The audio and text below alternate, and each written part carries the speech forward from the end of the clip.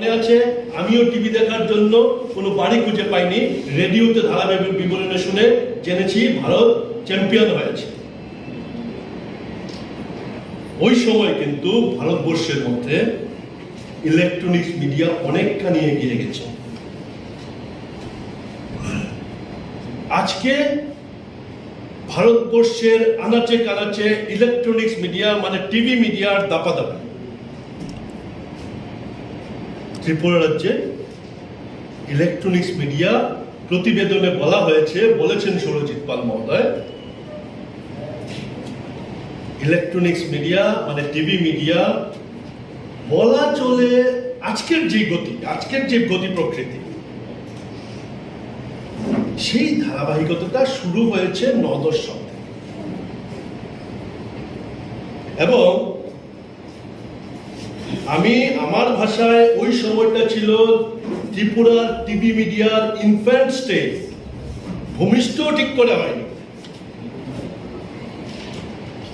এর আগে এক্সপেরিমেন্ট হয়েছে, কিন্তু সাস্টেনেবিলিটি তেমন ছিল। মূলত বিগত দশকের মাঝামাঝি সময় থেকে ইলেকট্রনিক্স মিডিয়া একটা সংগঠিত রূপে এগিয়ে চলার চেষ্টা হচ্ছে। প্রতিবেদনে এই বিষয়গুলো দেওয়া হয়েছে। আজকের দিনে ত্রিপুরা রাজ্যের যতগুলো এমএসও আছে, ত্রিপুরা রাজ্যের যতগুলো কন্ট্রোল রুম আছে, তাদের সার্কুলেশন যতগুলো বাড়িতে আছে ত্রিপুরা রাজ্যের, প্রত্যন্ত অঞ্চলেও সার্কুলেশন পৌঁছে গেছে।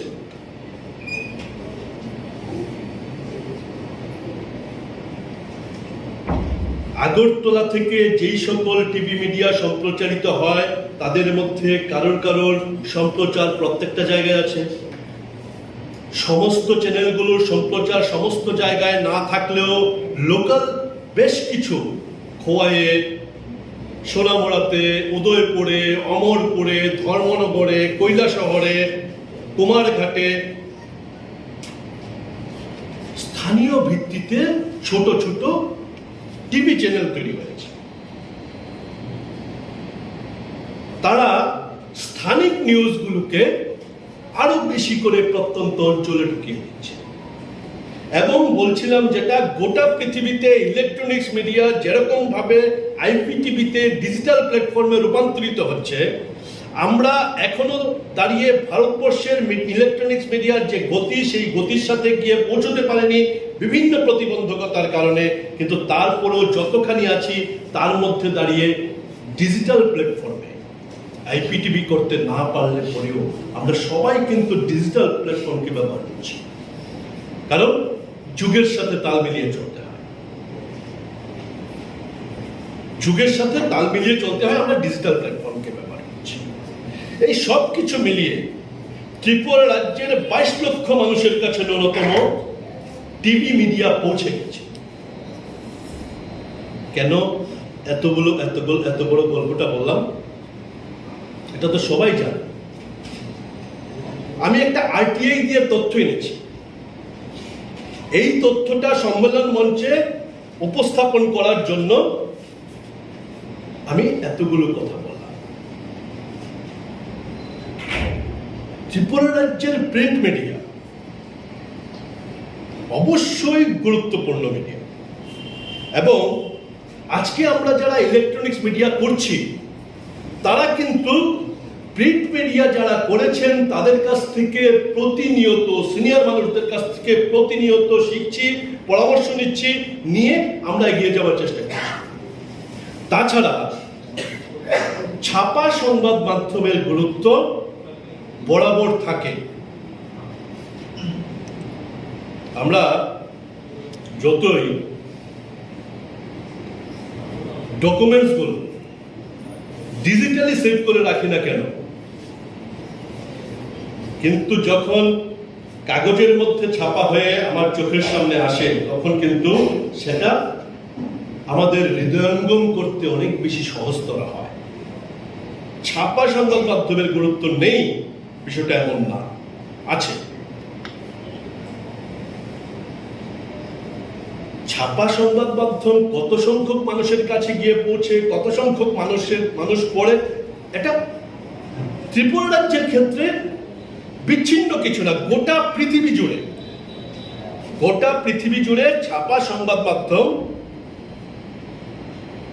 আজকে তার থেকে অনেক দূর গতি নিয়ে এই মুহূর্তের খবর এই মুহূর্তেই মানুষের কাছে পৌঁছে দেওয়ার কাজটা করছে টিভি মিডিয়া।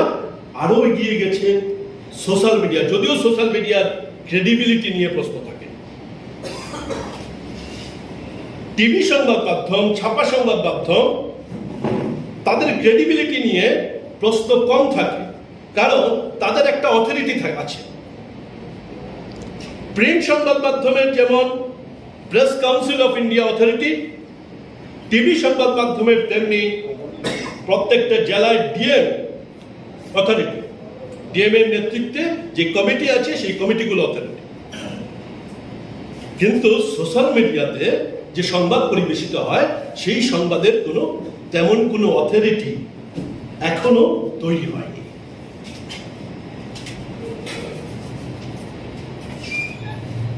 আমি পয়েন্টটা তুললাম এই কারণে, টিভি সংবাদ মাধ্যম রাজ্যের 37 লক্ষ মানুষের কাছে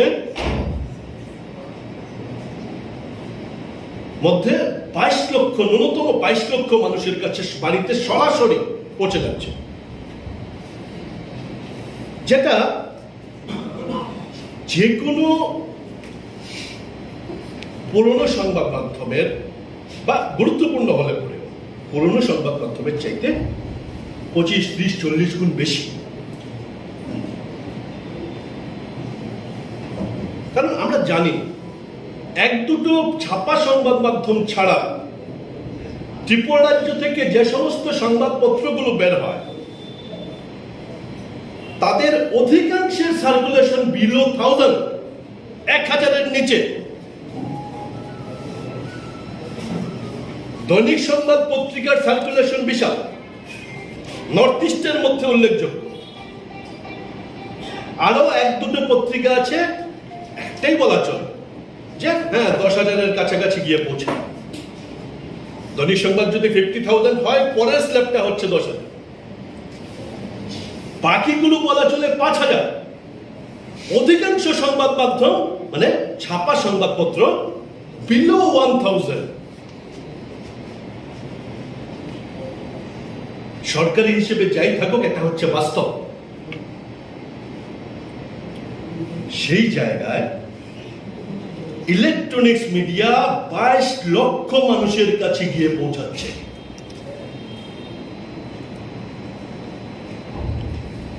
আমি আরটিআই দিয়েছি,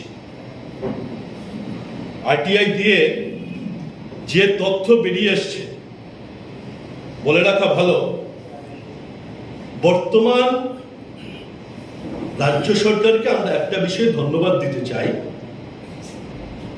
18 সালের আগে ইলেকট্রনিক্স মিডিয়ার জন্য বরাদ্দকৃত বিজ্ঞাপনের সংখ্যা ছিল মাত্র 2 লক্ষ টাকা বছর, মাত্র 2 লক্ষ টাকা 17-18 অর্থবর্ষে ফর ইলেকট্রনিক্স মিডিয়া মানে টিভি চ্যানেলগুলোর জন্য যাচ্ছে 2 লক্ষ টাকা। সেই জায়গায় ত্রিপুরা রাজ্যের টিভি সংবাদ মাধ্যমগুলোর জন্য বিগত 3 বছর মানে 18-19, 19-20 এবং 21 সালের মার্চ মাস পর্যন্ত ত্রিপুরা রাজ্যের টিভি মিডিয়া, সমস্ত টিভি মিডিয়া, ধর্মনগরের টিভি মিডিয়া আছে, সোনামুড়া, সবগুলোতে দেরিতে হলেও বিজ্ঞাপন শুরু হয়েছে। টোটাল বিজ্ঞাপনের পরিমাণ 81,23,575, 2 লক্ষ থেকে বেড়ে 81,23,575। ইলেকট্রনিক্স মিডিয়া 18 বছর তিনটা অর্থ বছর মিলে। অবাক হবে না আপনারা সবাই। ইলেকট্রনিক মিডিয়ার সার্কুলেশন 22 লক্ষ, যার কাছে ধারে অন্য কোনো মিডিয়া নেই, ডিজিটাল মিডিয়া বাদ দিন। প্রিন্ট মিডিয়া, সমস্ত ইলেকট্রনিক্স মিডিয়া মিলে, মানে টিভি মিডিয়া মিলে বলেছি, মনে রাখবেন 81 লক্ষের জাস্ট উপর, 81 লক্ষ 3 বছরে। আর প্রিন্ট মিডিয়া পেয়েছে 10,95,46,46,031 টাকা, above 12 times 3 বছরে। 3 বছর আমরা 3 বছরে পেয়েছি 81 লক্ষ টাকা। প্রিন্ট মিডিয়া পেয়েছে, যাদের সার্কুলেশন আমাদের থেকে অনেক কম, তারা পেয়েছে 10 কোটি টাকা। কেন?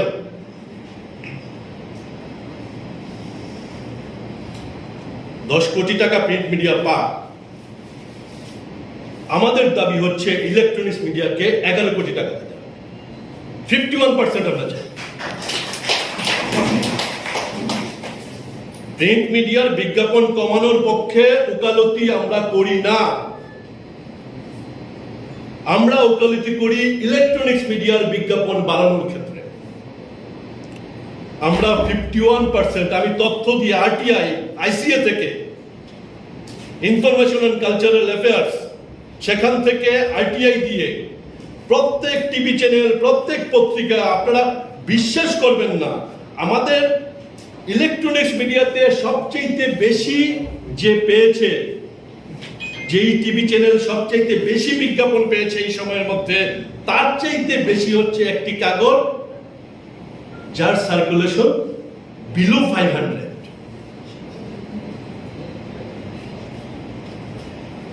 সার্কুলেশন না ছাপা হয়, ছাপা বিলো 500, বিলো 500 আগরতলা শহর থেকে ছাপা হয় একটি কাগজ, যার বিজ্ঞাপন যত টাকা পেয়েছে তার থেকে কম হচ্ছে ইলেকট্রনিক্স মিডিয়ার মধ্যে সবচাইতে বেশি টাকা যে পেয়েছে তার বিজ্ঞাপনের টাকা। আমার মুখের কথা না, ডকুমেন্টস এখানেই আছে, যে কেউ এই ডকুমেন্টস দেখে নিতে পারে। আরটিআই আইসিএ দপ্তরের স্বাক্ষরিত ডকুমেন্ট, যে কেউ দেখে নিতে পারে। কেন এই বঞ্চনা? সরকারি তথ্য। কেন এই বঞ্চনা ইলেকট্রনিক্স মিডিয়াতে? আমরা এরকম পরিস্থিতিতে দাঁড়িয়ে 51% দাবি করছি। কারণ ত্রিপুরা রাজ্য যেরকম ভাবে একটা প্রান্তিক রাজ্য, অর্থনৈতিক ভাবে এখনো প্রসেস চলছে, এখনো সমৃদ্ধ হতে পারেনি। বিজ্ঞাপনটা আসবে কোত্থেকে? ছোট সাইজের মার্কেট, নির্ভর করতে হয় সরকারি বিজ্ঞাপনের ওপর।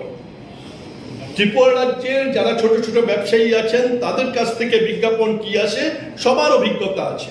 আর এই বিজ্ঞাপনটা দরকার আমাদের এই কারণে, একদিকে ইনফ্রাস্ট্রাকচার ডেভেলপমেন্ট, আরেকদিকে হচ্ছে সাংবাদিক, সংবাদকর্মী যারা আছেন তাদের যে স্যালারি আছে।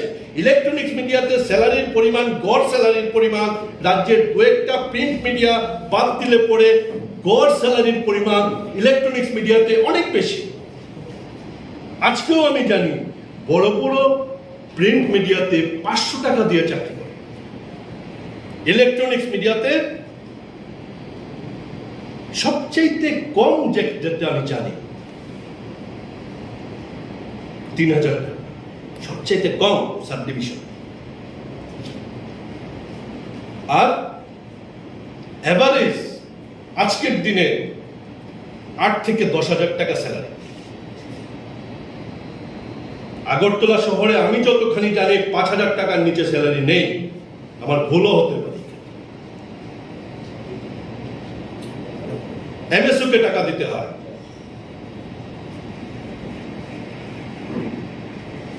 এর বাইরে ইনফ্রাস্ট্রাকচারের বিশাল খরচা কোত্থেকে হবে? ন্যাশনাল লেভেলের মিডিয়া, ইন্টারন্যাশনাল লেভেলের মিডিয়ার কথা ছেড়েই দিলাম, ন্যাশনাল লেভেলের টিভি মিডিয়া যখন একবারে দৌড়ে সামনের সারিতে আছে, তখন দাঁড়িয়ে আমরা ত্রিপুরা রাজ্যের মধ্যে আর্থিক দৈন্যতার কারণে এখনো আমরা যৌবনে পদার্পণ করতে পারিনি। অথচ মানুষ অ্যাকসেপ্ট করছে, মানুষ নিচ্ছে। কোথাও কোনো ঘটনা হয়েছে শুনতে পেলেই আগে গিয়ে টিভিটা খোলা, দেখি অমুক চ্যানেল কি বলছে, দেখি তমুক চ্যানেল কি বলছে, খোলে। মানুষের আগ্রহ, কিন্তু অর্থনৈতিকভাবে আমরা করছি। বাকি পয়েন্টগুলো প্রতিবেদনে বলা হয়েছে। আমাদের এই মুহূর্তে আর্থিকভাবে সচ্ছল হওয়ার সাথে সাথে উৎকর্ষতা বৃদ্ধি করা, এখন কিন্তু আমাদের সময় এসেছে। এখন আমাদের সময় এসেছে ত্রিপুরা রাজ্যের ইলেকট্রনিক্স মিডিয়া সার্বিকভাবে ডেভেলপমেন্ট করা। আর্থিক দৈন্যতা আছে, দুর্দশার মধ্যে দাঁড়িয়ে আমাদের এখন বাইরের রাজ্যের চ্যানেলগুলোর সাথে কম্পিটিশন করা উচিত।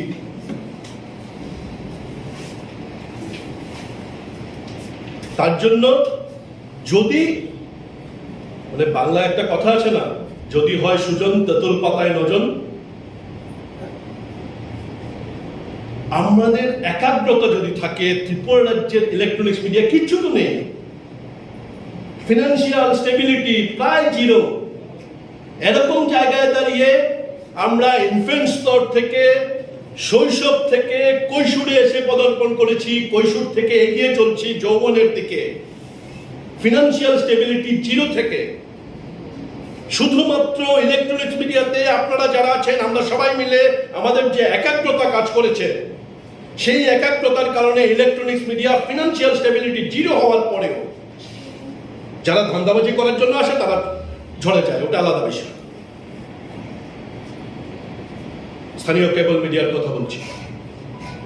বাট যারা টিকে আছে, একাগ্রতা নিয়ে টিকে আছে, চোখে স্বপ্ন দেখে টিকে আছে, অনেক দূর এগিয়ে যাওয়ার জন্য যে ড্রিম, এই ড্রিম দেখে টিকে আছে, ত্রিপুরাকে দেশের সামনে বিদেশের সামনে তুলে ধরার যে স্বপ্ন, সেই স্বপ্ন নিয়ে টিকে আছে। এই মুহূর্তে আমাদের দরকার কারিগরি ভাবে, দক্ষতার সাথে প্রেজেন্টেশন।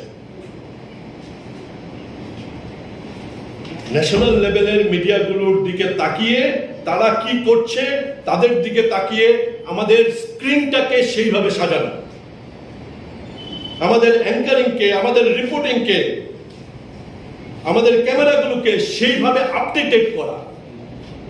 এখানে সৈয়দ সাজ্জাদ আলী এবং জয়ন্ত দা তারা ওয়ার্কশপের উপর জোর দিয়েছেন এবং আমাদের প্রতিবেদনে এই বিষয়টা সরজিৎ পাল উল্লেখ করেছেন। আমি এখানে তাদের প্রস্তাব অনুযায়ী একটা বিষয় যুক্ত করতে চাই। সরকারিভাবে যাতে মিডিয়া একাডেমি করা হয়, তার জন্য আমাদের মুভমেন্ট, আমাদের দাবি সনদের মধ্যে এই বিষয়টা অন্তর্ভুক্ত করা হোক। এবং সরকারি উদ্যোগ না, সরকারি উদ্যোগে চাপ থাকবে, কিন্তু আজকে এখান থেকে একটা অ্যাডভাইজারি টিম তৈরি হবে, কমিটি তৈরি হবে, প্লাস একটা অ্যাডভাইজারি টিম তৈরি হবে। এই অ্যাডভাইজারি টিম সবাইকে নিয়ে আমার রিকোয়েস্ট থাকবে, আমরাই পারি করতে, আমরা কেন পারবো না করতে? আমরা মিডিয়া একাডেমি করার দিকে ছোট পরিসরে হোক, আমরা ত্রিপুরা রাজ্যের ইলেকট্রনিক্স মিডিয়া সহ সার্বিক মিডিয়া ডেভেলপমেন্টের প্রশ্নে মিডিয়া একাডেমির দিকে এই ক্যান্সার সম্মেলন থেকে সিদ্ধান্ত নিয়ে আমরা এগিয়ে যেতে চাই।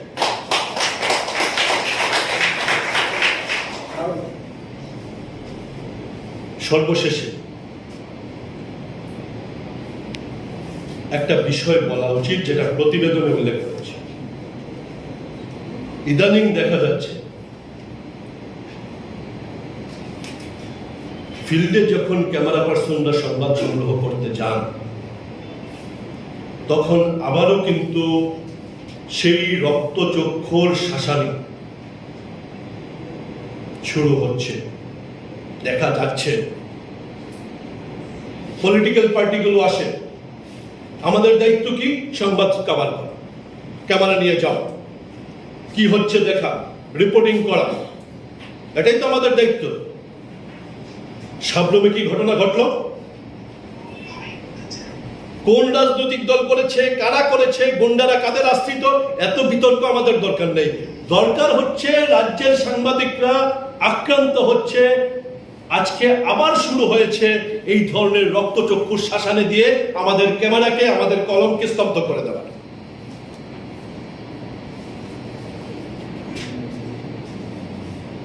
এই ক্ষেত্রে বিগত দিনের অভিজ্ঞতা বলে কি, ধর্মনগরে সাংবাদিক আক্রান্ত হয়েছে, আগরতলা থেকে, কৈলাসহর থেকে, কুমারঘাট থেকে ছুটে গেছি আমরা। বিলোনিয়ায় সাংবাদিক আক্রান্ত হয়েছে, আগরতলা থেকে, উদয়পুর থেকে, সাবরুম থেকে, অমরপুর থেকে ছুটে গেছি আমরা। আমরা সারা রাজ্যে একটা শক্তিশালী টিম তৈরি করেছি, সমস্ত রাজ্য জুড়ে। সাংবাদিকরা আক্রান্ত হলে আমরা তার বিরুদ্ধে যতখানি সম্ভব আমরা রুখে দাঁড়ানোর চেষ্টা করি। সুতরাং আবার যদি সুদীপ শান্তনুর ঘটনা হওয়ার মতো কোনো পরিস্থিতি তৈরি হয়, আমরা কিন্তু ছেড়ে কথা বলবো না কাউকে। এটা আজকের সম্মেলন থেকে সবাইকে জানিয়ে দেওয়া ভালো। সাংবাদিকরা আক্রান্ত হওয়ার জন্য দিনের পর দিন ধরে, যুগের পর যুগ ধরে এটা চলতে পারে, তার বিরুদ্ধে প্রতিরোধ করে তোলা দরকার। এই সবটা বিষয় আপনাদের সামনে রাখলাম। সম্মেলন মানে আসলাম, খাওয়া দাওয়া করলাম, বাস চলে গেলাম, বিষয়টা এই না। আগামী 2 বছর 3 বছর ইলেকট্রনিক্স মিডিয়া সোসাইটি কিভাবে চলবে তার একটা রূপরেখা তৈরি করা। এখানে প্রতিবেদনে এসেছে, আপনারা আলোচনা করুন। এরপরই লাঞ্চ হবে, লাঞ্চের পর আপনারা সবাই আলোচনা করুন। প্রতিবেদনটা ধরে, সবার হাতে প্রতিবেদনটা আছে, প্রতিবেদনটা ধরে আলোচনা করুন। কোথায় কোথায় আর কি করলে ভালো, কোথায় করা কি উচিত ছিল, করা যায়নি, এই বিষয়গুলি নিয়ে আলোচনা করুন। আলোচনা যত বেশি হবে তত বেশি সংগঠন সমৃদ্ধ হবে, শক্তিশালী হবে। আর সংগঠন যদি শক্তিশালী হয় তাহলে আমাদের দাবি দাবাগুলো পূরণ করা, রাজ্যের ইলেকট্রনিক্স মিডিয়ার উৎকর্ষতা বৃদ্ধি করা, ন্যাশনাল লেভেলে নিয়ে যাওয়া, আমাদের বিরুদ্ধে যে কোনো আক্রমণকে প্রতিরোধ করা, সবটা বিষয় সম্ভব হবে। তার জন্য সংগঠন চাই। বাকি যারা যা করছে, যেগুলো যারা করছে ওগুলো ছেড়ে দিন। মানে অযথা সমালোচনা করা, অযথা কুৎসা করা, অযথা রাজনীতি করা, এগুলো আমাদের কাজ না। আমাদের কাজ, আমাদের পেশাগত যে দায়িত্ব আছে তাকে বিকশিত করা, তাকে এগিয়ে নিয়ে যাওয়া, সেই কাজগুলো আমরা করতে চাই। আপনাদের সবাইকে সাথে নিয়ে এই কাজটা আমরা করব, আপনারা করবেন। সবাই ভালো থাকবেন, সুস্থ থাকবেন। নমস্কার।